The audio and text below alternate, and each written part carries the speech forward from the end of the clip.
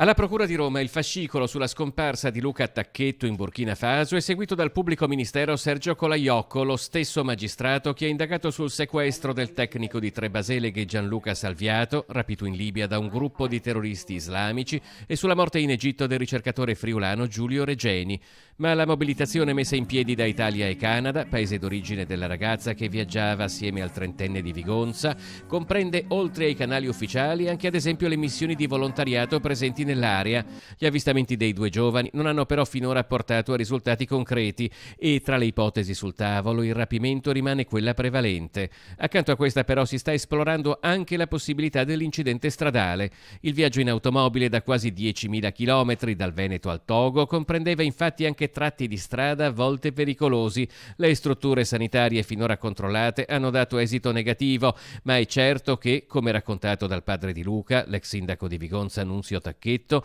una delle prime cose imparate dalla famiglia in questa vicenda è che i tempi di risposta nell'area in cui è avvenuta la scomparsa sono molto più lunghi rispetto a quelli europei.